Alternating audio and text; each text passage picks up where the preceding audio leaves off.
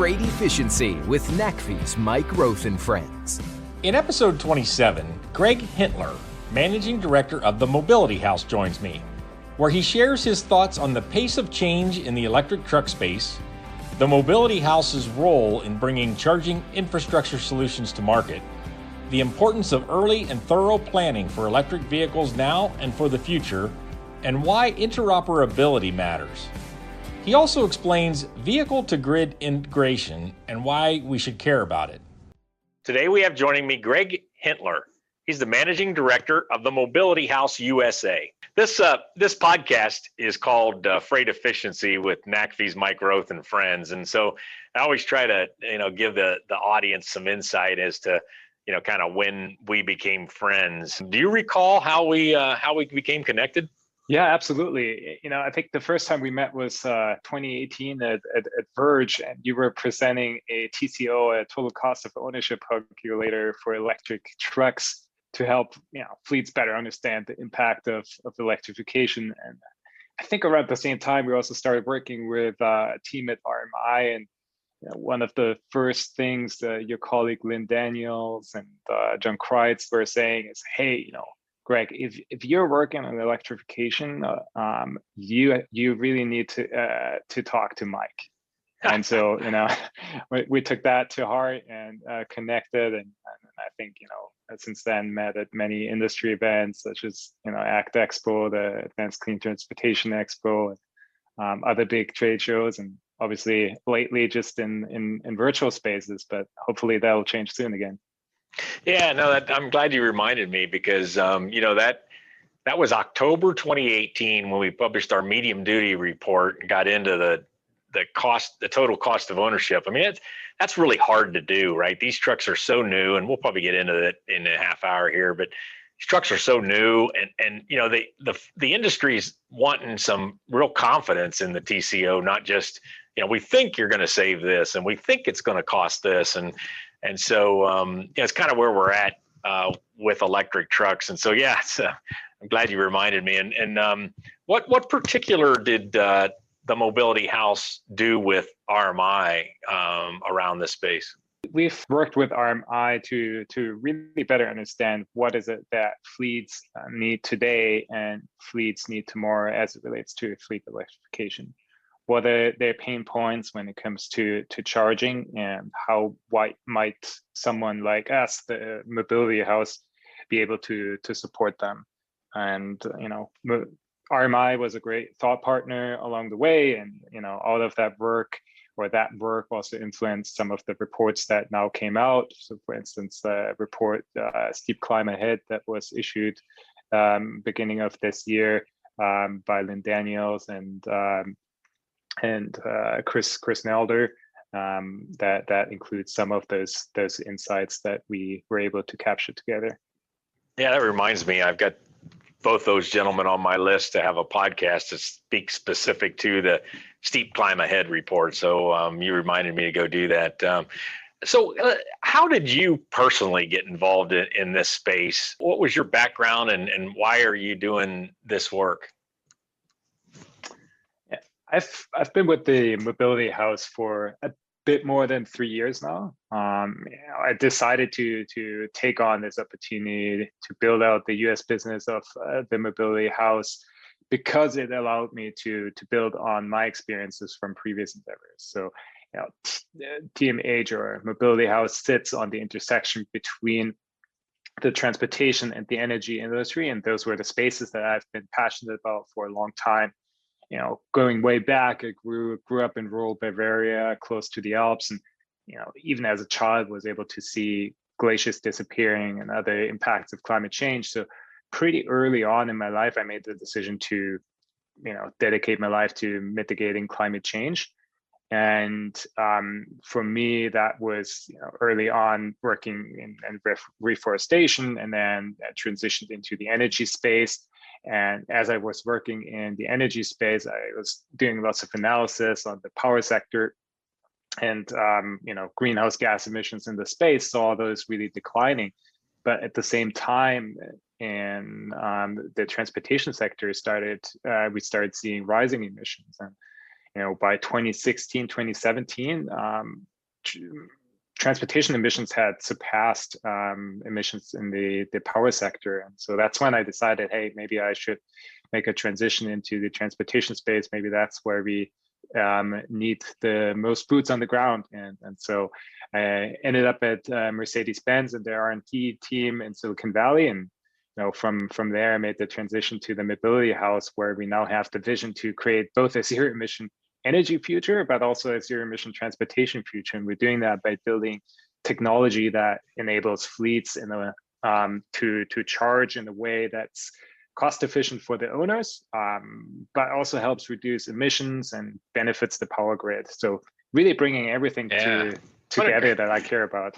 Yeah, what a great story. I mean, going from just seeing glaciers diminish to actually now having a really important role that's really making things happen in trucking. And trucking is now surpassing cars with respect to greenhouse gas emissions. So where do you see, and I'm guessing the Mobility House does work in both passenger cars and passenger car fleets, as well as in trucking. And we kind of see this, NACFE, we kind of see this growing from in the trucking space, EVs first in vans and step vans and terminal tractors, and then moving into medium duty and heavy duty, as it makes sense. It won't be completely serial, but sort of like that. But, where do you think the industry is right now in trucking? And we understand the big picture around, TCO coming in and regulations and some of those things, but dig a little deeper for us, Greg. Where do you think we're really at? I think, first and foremost, what I try to always remind myself of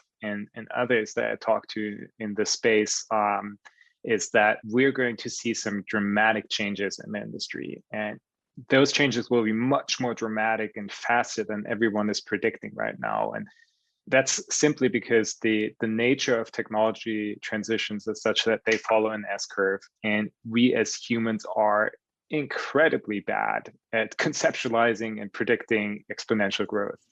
So the next decade ahead of us is going to be a very exciting one for trucking and transportation more broadly. I think one of the biggest changes is really the speed of innovation that we're seeing because of what you mentioned, government policies, corporate commitments, decarbonization. But really the most important one is battery technology, and the advancements in battery technology is what eventually leads to the total cost of ownership of electric vehicles to come down and to be eventually cheaper than diesel. Your answer just sparked a question. I mean, so this transformation that we seem to be in. I mean, it scares me a little bit. I mean, it's sort of like the old turtle in the hare, right? Is it steady and slow, or is it fast? And there's got to be a point where if we go too fast here, it just gets really ugly, right? And could actually cause this to take longer than otherwise. Is that a fear we should have? And I guess what do we do to not have that occur, right? It's sort of like the stress curve, right? I get better and better as my performance goes up and up and up as I get more stress and stress and stress. But then there's a point where it's just too much and sort of the cards come tumbling down. Does that worry you? It's a good question, but I think my biggest worry is that we're not going to be, moving fast enough. I think we will be able to move fast enough because there is innovation, there is policy, there is a lot of money going into the sector right now, and there is a lot of willingness to make those changes on really all fronts. But in order to make the changes that we need to make, we have to run really fast. Yeah, and part of it is dealing with some of these pain points that exist and finding solutions. So, sort of what exactly is the Mobility House bringing that will help us avoid the sorry, I didn't mean to throw out there this big gloomy question, but what is the Mobility House doing to help move us along faster? we at the Mobility House try to bring a number of solutions that help people build, own, and operate the best and optimal charging infrastructure. So it starts fairly early on with providing the guidance and simulations around what the best charging infrastructure is from a CapEx as well as from an OpEx perspective. And then providing a software solution called Charge Pilot, which helps to operate that charging infrastructure in the most cost-efficient way.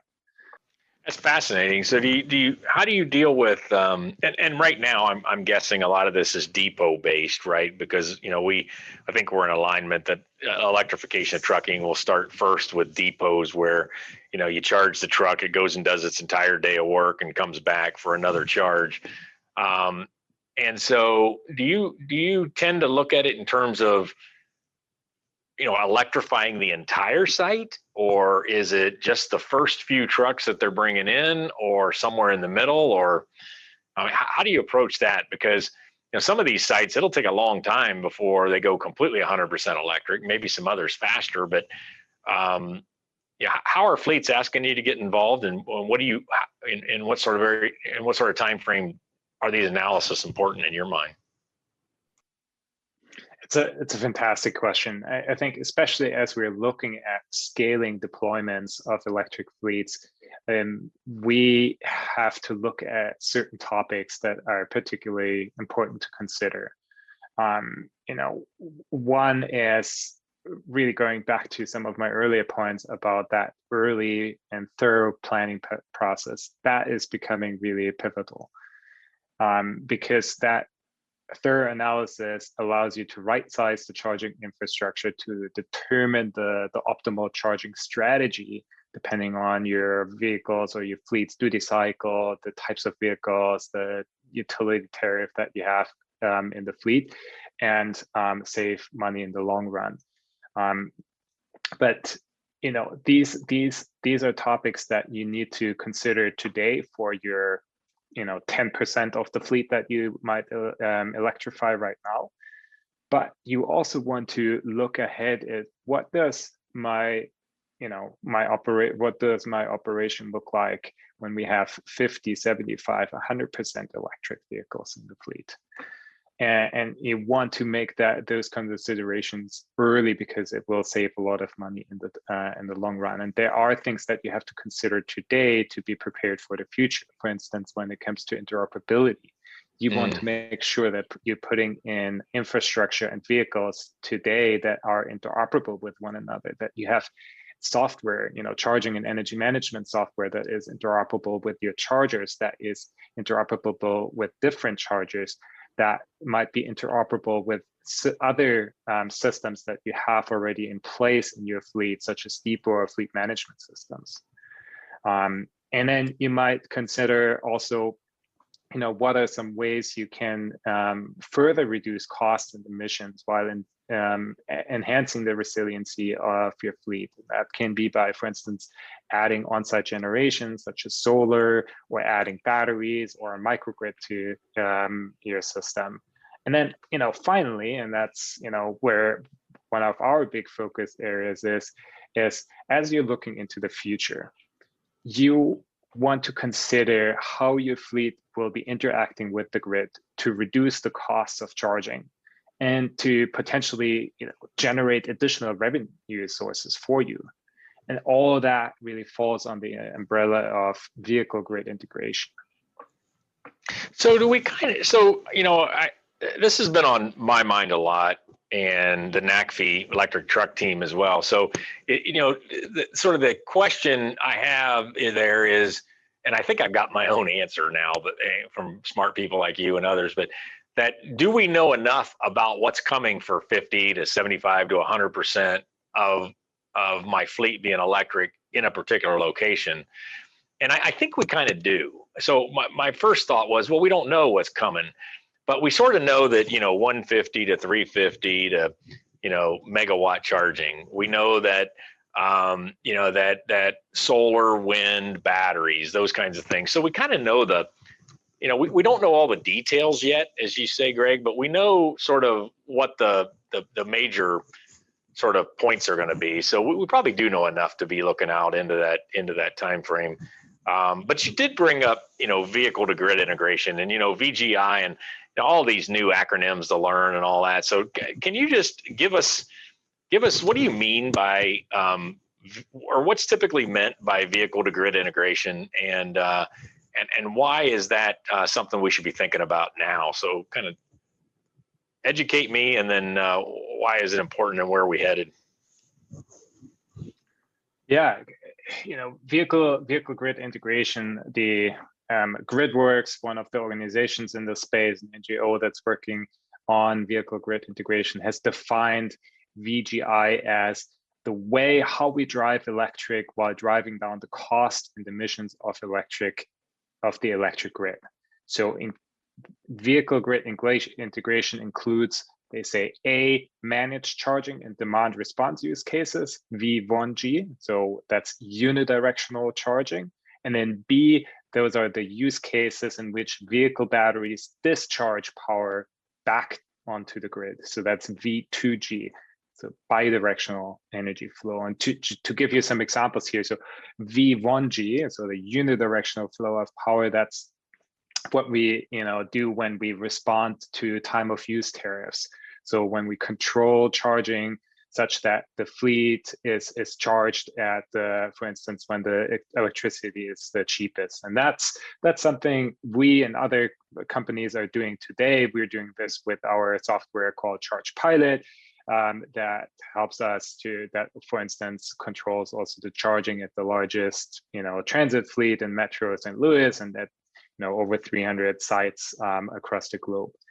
And then you got V2G, so that's the bidirectional charging of electric vehicles, and that's where we're only at the beginning of the industry right now.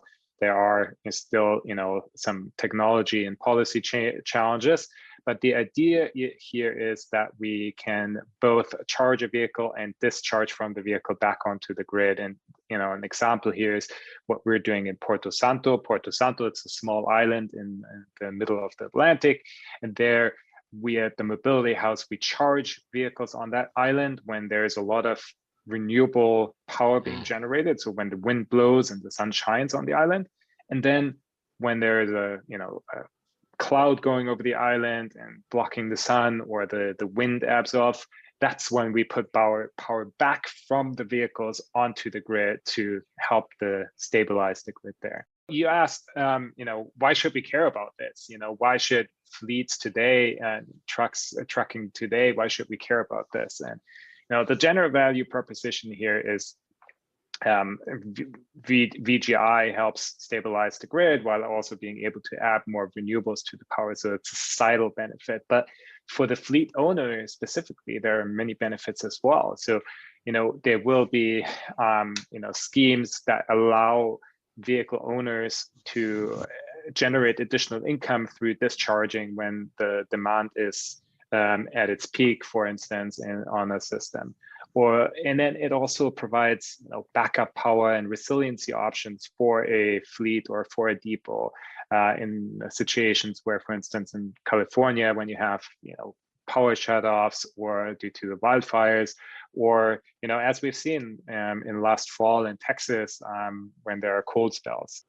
I'm excited about that. I think that we're talking about creating a market here for these batteries, and who knows what kind of capacity to build the batteries. So we got batteries on the vehicles, we got batteries at the site for sort of storage and resilience, and you're trying, this V2G sort of gets a 2-for-1, right? Can we use the battery as both sometimes? And I was asked a while back, or I actually blogged too about utility trucks, electric utility trucks, and sometimes those could really potentially be on-site storage if the truck's not needed to be out driving around. So what advice do you have for trucking fleets that are thinking about getting into electric, or maybe started the process? What should they know? And then maybe just a quick comment on the general public. I mean, what do people, if you were sort of in a a commercial on TV about electric vehicles. So first trucking fleets, and then in a more general case, Greg. Well, I think for fleets, we always tell fleets to do, 5 main things. That's, plan early, really look at, work with an organization to look at your charging infrastructure to the future of your fleet. And that will allow you to reduce your electricity costs and both from and reduce your capex expenditures. Look for interoperable technology. You don't want to get locked in with a specific type of technology today, especially as we're so early on in the industry. We tell them, even if you have your first vehicles in operation, the journey hasn't ended. Like you continually want to optimize further, even once you have vehicles in operation. We tell folks, hey, look at different ownership models. If the upfront cost scares you, there are alternatives to that. And then finally, build for the future. From technology and policy, everything is evolving so quickly. You might want to add more vehicles and chargers in the future. You want to maybe participate in vehicle grid integration schemes in the future. So make sure that you're set up for that from the get-go. And now to your question around what for the general public, how to think about electrification. Well, I say, go to your dealer, whatever dealer you're working with, whatever brand you're interested in. I think by now almost every major brand has some exciting electric vehicle out there. Drive it. You'll have so much more fun than you have driving a gas car. And my last point goes, I think, to consumers, but also fleets who are thinking, and industry professionals who are thinking about all this is, have fun doing all the above, because we are building a new world, and that's just incredibly exciting, and that's a once in a lifetime opportunity. Yeah, thank you very much, Greg. That's a great way to end this. Appreciate you being on and the great work that you and the rest of the team at the Mobility House is doing. So thanks for being here and good luck. Thanks so much, Mike. Thanks for having me on the podcast. Freight Efficiency with NACFI's Mike Roth and Friends.